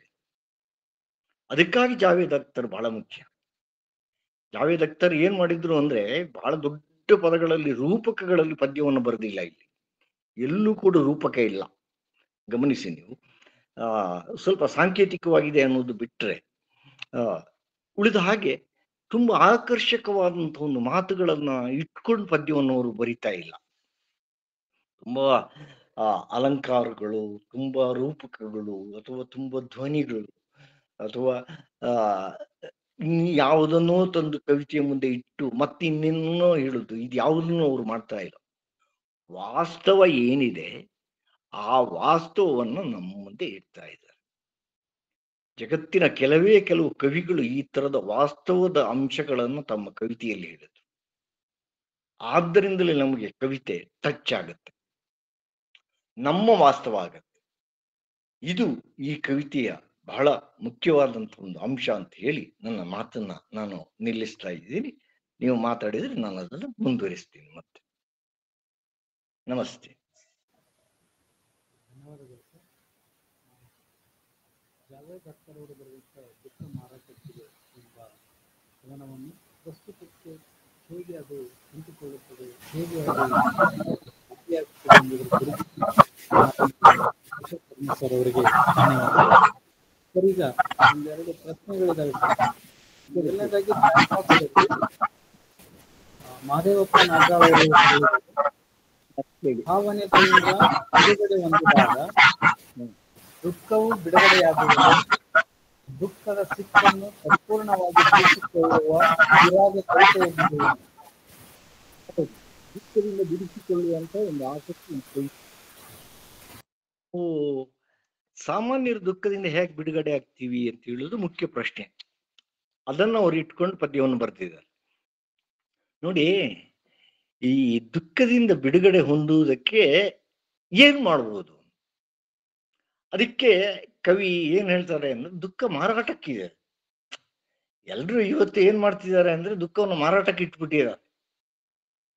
ಕವಿತೆಯೂ ಹಾಗೆ, ದುಃಖದ ಇನ್ನೊಂದು ರೂಪಕ ಅದು. ನಾನು ನನ್ನ ದುಃಖವನ್ನು ನನ್ನ ಕವಿತೆಯಲ್ಲಿ ನಾನು ಹೇಳ್ತಾ ಇದ್ದೀನಿ ಅಷ್ಟೇ. ಕವಿ ಹೇಳ್ತಾ ಇರೋದು ಅದನ್ನ. ಆದ್ರೆ ತೀರ ಸಾಮಾನ್ಯ ಮನುಷ್ಯರು ಏನ್ ಮಾಡ್ಬೋದು ದುಃಖದಿಂದ ಬಿಡುಗಡೆ ಹೊಂದುವುದಕ್ಕೆ? ಒಂದು ಮಾಡ್ತಾರೆ. ಸಾಮಾನ್ಯವಾಗಿ ಎಲ್ಲರೂ ಕೂಡ ದುಃಖದಿಂದ ಬಿಡುಗಡೆ ಹೊಂದುವುದಕ್ಕೆ ಅತ್ತು ಬಿಡ್ತಾರೆ. ಅಳುವುದು ಒಂದು ಪ್ರತಿಕ್ರಿಯೆ. ಯಾವುದಕ್ಕೆ? ದುಃಖಕ್ಕೆ ಒಂದು ಪ್ರತಿಕ್ರಿಯೆ. ಹಾಗೆಯೇ ಇಲ್ಲಿ ಕವಿ ಏನ್ ಮಾಡಿದ್ದಾರೆ ಅಂದ್ರೆ, ಭಾವನೆಗಳ ಈ ದುಃಖದಿಂದ ಬಿಡುಗಡೆ ಹೊಂದುವುದಕ್ಕೆ ಏನೋ ಒಂದು ದಾರಿಗಳಿದೆ, ಆ ದಾರಿಗಳನ್ನು ನಾನು ಹುಡುಕ್ತಾ ಇದ್ದೀನಿ. ಅದಕ್ಕೆ ಅವರು ಕವಿತೆಯ ಕೊನೆಯಲ್ಲಿ ಹೇಳ್ತಾರೆ, ಕೊನೆಗೂ ಏನಾಗ್ಬಿಡ್ತು ನನ್ನ ಕವಿತೆ, ಅದು ನಾಚಿಕೆ, ನನಗೆ ಸ್ವಲ್ಪ ನಾಚಿಕೆ ಆಗ್ಬಿಟ್ಟಿದೆ, ದುಃಖ ಇವಾಗ ಈ ಕ್ಷಣದಲ್ಲಿ ಮಾರಾಟಕ್ಕೆ ಇಲ್ಲ. ಅಲ್ಲಿಗೆ ಎಂಡ್ ಆಗುತ್ತೆ ನೋಡಿ. ಅಂದ್ರೆ ಆ ವ್ಯಂಗ್ಯ ನಮಗೆ ಟಚ್ ಆಗ್ಬೇಕು, ಅದು ಗೊತ್ತಾದ್ರೆ ಕ್ಲಿಯರ್ ಆಗುತ್ತೆ. ಬೇರೆ ಪ್ರಶ್ನೆಗಳಿದ್ರೆ ಕೇಳಿ. ಧನ್ಯವಾದಗಳು ಸರ್. ಬಸವರಾಜ್ ಕೊಡುವಂತೆ ಸರ್ ಒಂದು ಪ್ರಶ್ನೆ ಕೇಳಿದ್ದಾರೆ ಸರ್. ಕೇಳಿ. ಈ ಸಣ್ಣ ಕವನದಲ್ಲಿ 6 ಬಾರಿ ದುಃಖ ಎಂಬ ಶಬ್ದ ಬಳಕೆಯಾಗಿದೆ. ಇದು ಕವನದ ಚೌಕಕ್ಕೆ ಕಟ್ಟುವಲ್ಲಿ, ಆಶಯ ಇಲ್ಲದ ಸಂದೇಶ ತಲುಪುವಲ್ಲಿ ಸಹಾಯಕವಾಗುತ್ತದೆ ಅಂತ. ಹೌದು, ಇಡೀ ಕವಿತೆಯ ರಚನೆಯ ದೃಷ್ಟಿಯಿಂದ ದುಃಖ ಅನ್ನುವುದು ಬಹಳ ಮೇಜರ್ ಥೀಮ್ ಇದರಲ್ಲಿ. ಅದು ರಿಪೀಟ್ ಆಗುತ್ತೆ, ಇದೆ ಈ ಪದ್ಯದ ಒಳಗಡೆ ರಿಪೀಟ್ ಆಗುದು ಯಾತಕ್ಕೆ ಅಂದ್ರೆ, ಅದಕ್ಕೊಂದು ಸ್ಟ್ರೆಸ್ ಇದೆ ಈ ಪದ್ಯದಲ್ಲಿ, ಒಂದು ಒತ್ತಿದೆ. ಆ ಒತ್ತನ್ನು ಇಟ್ಟುಕೊಂಡು ಕವಿ ಬರೀತಾ ಇದ್ದಾರೆ. ದುಃಖ ದುಃಖ ದುಃಖ ಅಂತ ಬರುತ್ತಲ್ಲ, ಆ ಬರುವುದೇ ಆ ಕವಿತೆಯ ಒತ್ತಿಗಾಗಿ. ನಮ್ಗೆ ಫೀಲ್ ಆಗ್ಬಿಡುತ್ತೆ ಅದನ್ನು ಓದುವಾಗ, ಹೌದಲ್ಲ ಕರೆಕ್ಟ್ ಕವಿ ಹೇಳ್ತಾ ಇರೋದು. ಅದು ರಿಪೀಟ್ ಆಗದೆ ಬರೀ ಒಂದೇ ಸತಿ ಬಂದಿದ್ರೆ ಈ ಪದ್ಯಕ್ಕೆ ಬೇರೆ ಅರ್ಥಗಳು ಅಥವಾ ಬೇರೆ ಆಯಾಮಗಳು ಸಿಗ್ತಾ ಇರ್ಲಿಲ್ಲ ಅಂತ. ಬೇರೆ ಬೇರೆ ಆಯಾಮಗಳು ಸಿಗುತ್ತಲ್ಲ ಈ ಪದ್ಯದಲ್ಲಿ. ಈ ಪದ್ಯದಲ್ಲಿ ಬೇರೆ ಬೇರೆ ಆಯಾಮಗಳು ಹೇಗೆ ಸಿಗುತ್ತೆ ಅಂದ್ರೆ, ಆ ದುಃಖ ಅನ್ನುವುದು ರಿಪೀಟ್ ಆದದ್ದರಿಂದ ಸಿಗುತ್ತೆ ನಮಗೆ, ಇಲ್ಲದಿದ್ರೆ ಸಿಗಲ್ಲ. ಇದು ನಾವು ಗಮನಿಸ್ಬೇಕಾದಂತ ಒಂದು ಅಂಶ. ಕ್ಲಿಯರ್ ಆಯ್ತಾ? ಧನ್ಯವಾದಗಳು ಸರ್. ಇದು ಅಂಬ್ಲಯ್ಯ ಎಂ ಸೈದಾಪುರ ಅಂತ ಹೇಳಿ ಒಬ್ರು ಪ್ರಶ್ನೆ ಕೇಳಿದ್ದಾರೆ ಸರ್. ಕೇಳಿ. ಬದುಕಿನ ಭಾವನಾತ್ಮಕವಾದ ಸಂಗತಿಯೊಂದನ್ನು ವ್ಯವಹಾರಿಕವಾಗಿ ನಿರ್ವಹಿಸಿಕೊಳ್ಳುವುದೇ ಈ ಕವಿತೆಯ ಬಹುದೊಡ್ಡ ವ್ಯಂಗ್ಯಾತ್ಮಕ ರೂಪಕ. ಕಾಲದ ದ್ವಂದ್ವವನ್ನು ಓದುಗರ ಮುಂದಿಡುತ್ತಾ ಈ ಕವಿತೆ ಏನನ್ನು ಹೇಳಲು ಹೊರಟಿದೆ? ವರ್ತಮಾನದ ಕಾಲದ ಬಿಕ್ಕಟ್ಟುಗಳೊಂದಿಗೆ ಸಂವಾದಿಸುವ ಪ್ರಯತ್ನವೇ ಅಂತ ಕೇಳಿದ್ದಾರೆ. ಇದು ನಿಜವಾದ ಅರ್ಥದಲ್ಲಿ ವರ್ತಮಾನದ ಬಿಕ್ಕಟ್ಟುಗಳನ್ನೇ ಹೇಳ್ತಾ ಇದೆ, ಯಾವ ಅನುಮಾನವೂ ಇಲ್ಲ. ನಮ್ಮ ವರ್ತಮಾನ ಇವತ್ತಿದೆಯಲ್ಲ, ಇವತ್ತು ಮಧ್ಯಮ ವರ್ಗದ ವರ್ತಮಾನ ಅನ್ನುವುದು ಬಹಳ ಕಷ್ಟದಲ್ಲಿದೆ. ನಮ್ಮ ವರ್ತಮಾನದಿಂದ ನಾವು ನೋಡ್ತಾ ಇರೋದು ಏನು ಅನ್ನುವಂಥ ದುಃಖವನ್ನೇ ಮಧ್ಯಮ ವರ್ಗದವರು. ಅದನ್ನ ಸಶಕ್ತವಾಗಿ ಈ ಪದ್ಯ ಹೇಳ್ತಾ ಇದೆ. ಅದಕ್ಕೆ ಇದು ಬಹಳ ಮುಖ್ಯ ಕವಿತೆ ಅಂತ ನಾನು ಕರೀತಾ ಇದ್ದೆ. ವಾಸ್ತವಾಂಶ ನೋಡಿ, ಈ ಪದ್ಯ ಹೇಳ್ತಾ ಇರೋದು ವಾಸ್ತವವನ್ನು, ಮತ್ತೆ ಬೇರೆ ಏನನ್ನು ಹೇಳ್ತಾ ಇಲ್ಲ. ವರ್ತಮಾನದಲ್ಲಿ ಇದೆಲ್ಲ ಇದೆಯಪ್ಪ, ನಮ್ಮ ವರ್ತಮಾನದಲ್ಲಿ ಇಷ್ಟೆಲ್ಲ ದುಃಖಗಳಿದೆ, ಹಿಂಗೆಲ್ಲ ಇದೆ ಹಾಗೆ ಅಂತ ಅವರು ವಿವರಿಸ್ಬೋದಿತ್ತು. ನೀವು ಕೇಳುವ ಹಾಗೆ ದುಃಖದ ನಾನಾ ರೂಪಗಳನ್ನು ಅವ್ರು ಹೇಳ್ಬೋದಿತ್ತು. ದುಃಖದ ನಾನಾ ರೂಪಗಳನ್ನು ಅವ್ರು ಹೇಳ್ತಾ ಹೋಗಿದ್ದಿದ್ರೆ ಕವಿತೆಯಾಗಿರ್ತಿರ್ಲಿಲ್ಲ, ಅದು ಒಂದು ಭಾಷಣ ಆಗ್ಬಿಡ್ತಿತ್ತು, ಅಥವಾ ಅದು ಒಂದು ಲೇಖನ ಆಗ್ಬಿಡ್ತಿತ್ತು. ಕವಿತೆಯಾದದ್ದು ಯಾತಕ್ಕೆ ಅಂದ್ರೆ ಇದೇ ಕಾರಣಕ್ಕೆ. ನಮ್ಮ ವರ್ತಮಾನವನ್ನು ಅತ್ಯಂತ ಸಶಕ್ತವಾಗಿ ಕಡಿಮೆ ಮಾತುಗಳಲ್ಲಿ ಕವಿ ಹೇಳ್ತಾ ಇದ್ದದ್ದರಿಂದ ನಮ್ಮನ್ನು ಟಚ್ ಮಾಡುತ್ತದೆ ಇದ್ದಕ್ಕಿದ್ದಂಗೆ. ನನಗೆ ಮೊದಲ ಸಾಲು ಓದಿದಾಗಲೇ ಟಚ್ ಆಯ್ತದು, ಏನು ಅಂತಂದ್ರೆ ದುಃಖ ಮಾರಾಟಕ್ಕಿದೆ ಅಂತ ಟಚ್ ಮಾಡುತ್ತೆ ನೋಡಿ, ಪಟ್ಟ ಅಂತ ಮುಟ್ಬಿಡುತ್ತೆ, ನಿಮ್ಮ ಎದೆಯನ್ನು ಮುಟ್ಬಿಡುತ್ತೆ ಇದು ಈ ಪದ್ಯದ ಸಾಲು. ಇದು ಮುಖ್ಯ. ಇದು ಇದೇ ಕಾರಣಕ್ಕೆ ಈ ಪದ್ಯ ಬಹಳ ಮುಖ್ಯವಾದದ್ದು ಅಷ್ಟೇ. ಧನ್ಯವಾದಗಳು ಸರ್. ಎಚ್ ರಾಥೋಡ್ ಅನ್ನೋರು ಒಂದು ಪ್ರಶ್ನೆ ಕೇಳಿದ್ದಾರೆ ಸರ್. ಕವನವು ಮನುಷ್ಯನ ದುಃಖವನ್ನು ಕಡಿಮೆ ಮಾಡಲು ಹೇಗೆ ಸಹಕಾರಿಯಾಗಿದೆ ಮತ್ತು ದುಃಖದ ವಿಶೇಷ ಗುಣ ಮೌನ, ಅದು ಮಾತಾಡುವುದು ಯಾವಾಗ ಅಂತ ಹೇಳಿದ್ದಾರೆ ಸರ್. ನೋಡಿ, ದುಃಖವನ್ನು ನಾವು ಎರಡು ತರ ಗ್ರಹಿಸ್ತೀವಿ. ಒಂದು, ದುಃಖ ತುಂಬ ತೀವ್ರವಾದಂತಹ ದುಃಖ ಆದಾಗ ನಾವು ಮೌನಿಗಳಾಗ್ಬಿಡ್ತೀವಿ, ಮಾತೇ ಆಡಲ್ಲ, ಯಾರ ಹತ್ರ ಸುಮ್ಮನೆ ಇದ್ದು ಬಿಡ್ತೀವಿ. ಅದು ಒಂದು ಪ್ರಕ್ರಿಯೆ. ಎಲ್ಲ ಸಾಮಾನ್ಯ ಮನುಷ್ಯರು ಮಾಡುವ ಕ್ರಮ ಅದು. ಏನು ಅಂತಂದ್ರೆ, ಎಲ್ಲ ಸಾಮಾನ್ಯ ಮನುಷ್ಯರು ಏನ್ ಮಾಡ್ತಾರೆ ಅಂತಂದ್ರೆ, ದುಃಖ ಆದಾಗ ಮೌನಿಗಳಾಗ್ಬಿಡ್ತಾರೆ, ಅವ್ರ ರೂಮನ್ನ ಸೇರ್ಕೊಂಡ್ಬಿಡ್ತಾರೆ, ಯಾರ ಹತ್ರ ಮಾತಾಡಕ್ಕೂ ಹೋಗಲ್ಲ. ಇದು ಒಂದು ವಿಧಾನ. ಇನ್ನೊಂದು ವಿಧಾನ ಇದೆ, ದುಃಖಕ್ಕೆ ಬೇರೆ ರೂಪಗಳನ್ನು ಕೊಡುತ್ತೆ. ಉದಾಹರಣೆಗೆ, ದುಃಖ ಆದಾಗ ನಾನು ಪದ್ಯವನ್ನು ಬರೀತೀನಿ, ದುಃಖ ಆದಾಗ ನಾನು ಕಥೆಯನ್ನು ಬರೀತೀನಿ, ದುಃಖ ಆದಾಗ ನಾನು ಇನ್ನೊಬ್ಬರಿಗೆ ಏನೋ ಹೇಳ್ತೀನಿ. ಅದರ ಮುಖಾಂತರ ನನಗೆ ಒಂದು ಸಮಾಧಾನ ಆಗುತ್ತೆ. ಆಯ್ತಾ? ದುಃಖದ ಭಾವನೆಗಳನ್ನ ಹೇಳುವುದಕ್ಕೆ ಪದ್ಯವನ್ನು ಬರೆಯುವುದು ಕೂಡ ಒಂದು ವಿಧಾನವೇ. ನೀವು ಪದ್ಯವನ್ನ ಬರಿಬಹುದು, ಕಥೆಯನ್ನು ಬರಿಬಹುದು, ಕಾದಂಬರಿ ಬರೆಯಬಹುದು, ವಾಟ್ ಎವರ್ ಇಟ್ ಮೇ.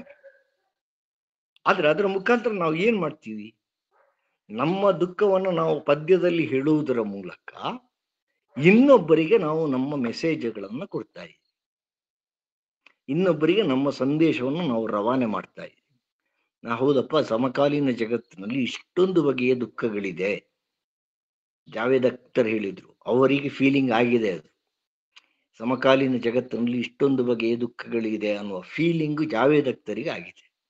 ಈ ಜಾವೇದ್ ಅಖ್ತರಿಗೆ ಆಗಿದ್ದನ್ನು ಅವ್ರು ಏನ್ ಮಾಡಿದ್ರು, ಪದ್ಯವನ್ನ ಬರೆದು ಇವತ್ತು ಎಲ್ಲೋ ಇರುವ ನಮಗೆ, ಜಾವೇದ್ ಅಖ್ತರ್ ಎಲ್ಲಿದ್ದಾರೋ ನಾವೆಲ್ಲಿದ್ದೀವೋ, ನಮ್ಮನ್ನು ನೋಡಿ.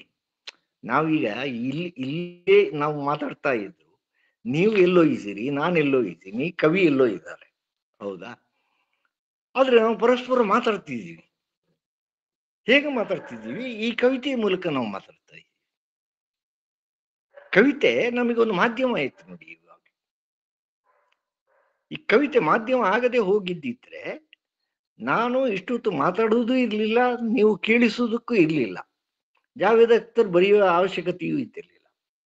ಜಾವೇದ್ ಅಖ್ತರ್ ಬರೆದದ್ದನ್ನ ನಾನು ಎಲ್ಲೋ ಶಿವಮೊಗ್ಗ ಜಿಲ್ಲೆಯ ಭದ್ರಾವತಿ ತಾಲೂಕಿನ BR ಪ್ರಾಜೆಕ್ಟ್ ಎಂಬಲ್ಲಿ ಕೂತು ಸಂಜೆ 6:30 ಆ ಪದ್ಯವನ್ನು ಓದ್ತಾ ಇದ್ದೀನಿ. ಓದ್ತಾ ಇರುವಾಗ ನನಗೊಂದು ಫೀಲಿಂಗ್ ಆಗತ್ತೆ.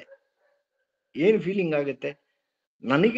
ನನಗೆ ಏನು ದುಃಖದ ಫೀಲಿಂಗ್ ಇದೆಯೋ ಆ ದುಃಖದ ಫೀಲಿಂಗ್ ಅನ್ನು ಜಾವೇದ್ ಅಖ್ತರ್ ಹೇಳಿದ್ರಲ್ಲ ಅಂತ ಖುಷಿ ಆಗತ್ತೆ. ನನ್ನ ಭಾವನೆಗಳನ್ನು ಒಬ್ಬ ಕವಿ ಹೇಳ್ಬಿಟ್ರು, ಹೌದಾ? ಹಾಗೆಯೇ ನೀವು ಎಲ್ಲೋ ಇದ್ದೀರಿ, ಕೇಳಿಸಿಕೊಳ್ಳುವ ನೀವು ಒಬ್ಬೊಬ್ರು ಒಂದೊಂದು ಕಡೆ ಇದ್ದೀರಿ, ನೀವು ಕೇಳಿಸಿಕೊಳ್ತಾ ಇದ್ದೀರಿ, ನಿಮಗೂ ಅನ್ನಿಸುತ್ತೆ, ಹೌದಲ್ಲ, ನಮಗೂ ಇದೇ ಭಾವನೆ ಬರುತ್ತೆ, ನಾವು ಇದರಿಂದ ಬಿಡುಗಡೆ ಹೊಂದಿದ್ವಿ. ಪದ್ಯವನ್ನ ಓದುವುದರ ಮೂಲಕ ಬಿಡುಗಡೆ ಹೊಂದುವುದು ಅಂದ್ರೆ ಹಾಗೆ. ಅದಕ್ಕೆ ನಾನು ಕೆಥಾರ್ಸಿಸ್ ಅಂತ ಹೇಳಿದೆ. ಏನು ಅಂತಂದ್ರೆ ಬಿಡುಗಡೆ ಹೊಂದುವ ಭಾವ. ಪದ್ಯವನ್ನು ಓದಿದ ತಕ್ಷಣ ನಮ್ಮ ದುಃಖ ಕಡಿಮೆಯಾಗಿ ನಮ್ಮಂತೆಯೇ ಜಾವೇದ್ ಅಖ್ತರ್ ಕೂಡ ಯೋಚನೆ ಮಾಡಿದ್ರು ಅಂತ ಅನ್ನಿಸುತ್ತಲ್ವಾ?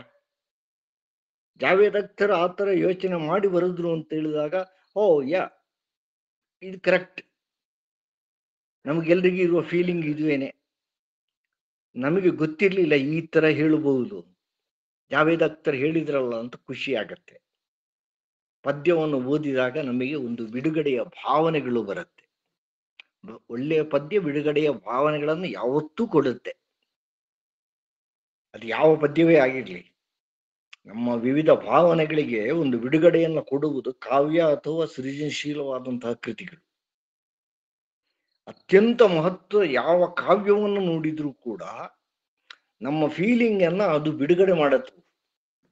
ಆಯ್ತಾ? ನೋಡಿ, ಎಲ್ಲೋ ಇದ್ದಂತಹ ಒಬ್ಬ ಗ್ರೀಕ್ ನಾಟಕಕಾರ ಇವತ್ತು ನಮಗೆ ಕನ್ನಡಕ್ಕೆ ದಕ್ತಾನೆ ಅಂದ್ರೆ ಇದೇ ಕಾರಣಕ್ಕೆ ದಕ್ತಾನ. ಎಲ್ಲೋ ಇದ್ದ ಅವನು, ಯಾವುದೋ ಕಾಲಕ್ಕೆ ಇದ್ದಂತಹ ಒಬ್ಬ ಲೇಖಕ ಇಡಿಪಸ್ ಅಂತ ಒಂದು ನಾಟಕವನ್ನು ಬರೆದ. ಆ ನಾಟಕ ಲಂಕೇಶರ ಮುಖಾಂತರ ಅನುವಾದ ಆಗಿ ಕನ್ನಡಕ್ಕೆ ಸಿಕ್ತು. ಅಯ್ಯೋ, ಈ ತರನು ಇದೆಯಾ ಜಗತ್ತು ಅಂತ ನಿಮಗೆ ಅನ್ನಿಸೋಕ್ ಶುರುವಾಯ್ತು. ಅಂದ್ರೆ ನಾವು ಫೀಲಿಂಗ್ ಅನ್ನ ಯಾವಾಗ್ಲೂ ಶೇರ್ ಮಾಡ್ಕೋತೀವಿ, ಒಂದು ಪೊಯಿಟ್ರಿಯ ಮೂಲಕ, ಒಂದು ಕವಿತೆಯ ಮೂಲಕ ಶೇರ್ ಮಾಡ್ಕೋತೀವಿ. ಅದು ಆ ಶೇರ್ ಮಾಡ್ಕೊಳ್ಳೋದು ಬಹಳ ಮುಖ್ಯ.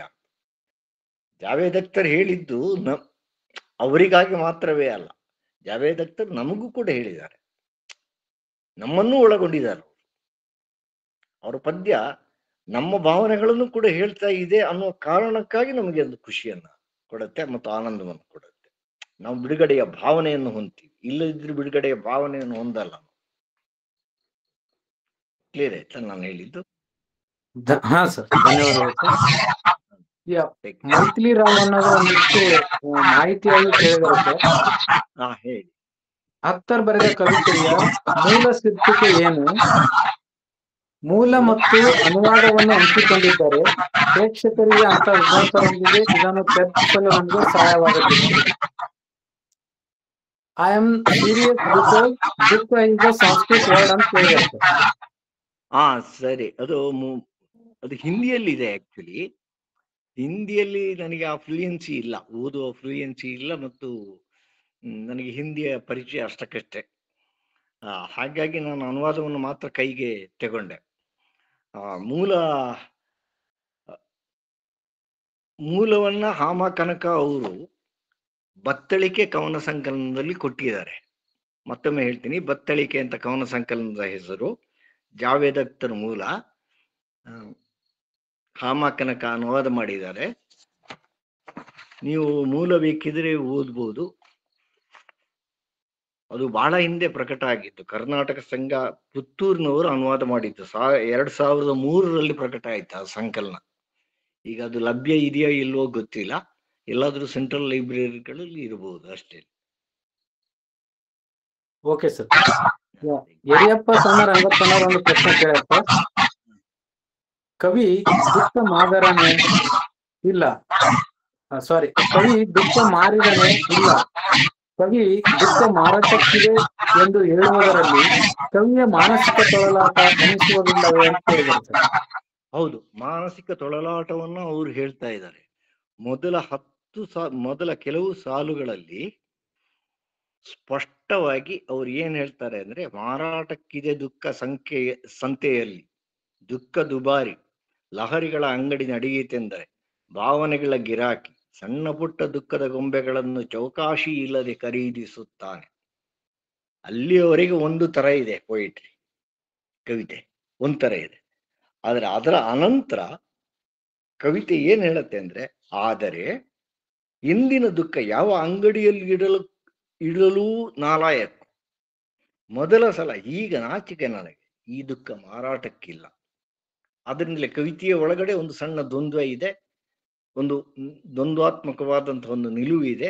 ಅದು ಬೇಕದು, ಆ ತರ ಇದ್ರೇನೆ ಆ ಪೊಯಿಟ್ರಿಗೆ ಹೆಚ್ಚು ಮೌಲ್ಯ ಬರುದು, ಇಲ್ಲದಿದ್ರೆ ಬರಲ್ಲ. ಒಂದು ಕೆಲವೇ ಸಾಲುಗಳಲ್ಲಿ ದುಃಖ ಮಾರಾಟಕ್ಕಿದೆ ಅಂತ ಹೇಳಿ ನಿಲ್ಲಿಸ್ಬಿಟ್ಟಿದ್ರೆ ನಮ್ಗೇನು ಅನ್ನಿಸ್ತಿರ್ಲಿಲ್ಲ. ಈ ದ್ವಂದ್ವಾತ್ಮಕತೆ ಇದೆಯಲ್ಲ, ಇದು ಈ ಪೊಯಿಟ್ರಿ ಯಶಸ್ಸು ಅಂತ ನನಗೆ ಅನ್ನಿಸ್ತದೆ. ಧನ್ಯವಾದ ಸರ್. ಕೃಪರಾಜ್ ಅನ್ನೋರು ಒಂದು ಪ್ರಶ್ನೆ ಕೇಳಿದ್ದಾರೆ ಸರ್. ಅಖ್ತರರ ಕವಿತೆಯ ಆರಂಭ ಹಾಗೂ ಅಂತ್ಯ ಯಾವ ಸ್ವರೂಪವನ್ನು ಪಡೆದಿದೆ, ಅದು ಅಮೂರ್ತ ಅಥವಾ ಮೂರ್ತವೋ ಅಂತ ಹೇಳಿದ್ದಾರೆ. ಸ್ಪಷ್ಟವಾಗಿ ಮೂರ್ತ ಅಲ್ಲ, ಅಮೂರ್ತ ಅಲ್ಲ. ಯಾಕೆ ಅಮೂರ್ತ ಅಲ್ಲ ಅಂತ ಹೇಳ್ತಿದ್ದೀನಿ ಅಂದ್ರೆ, ಅವರು ಸ್ಪಷ್ಟವಾಗಿ ಹೇಳ್ತಾರೆ.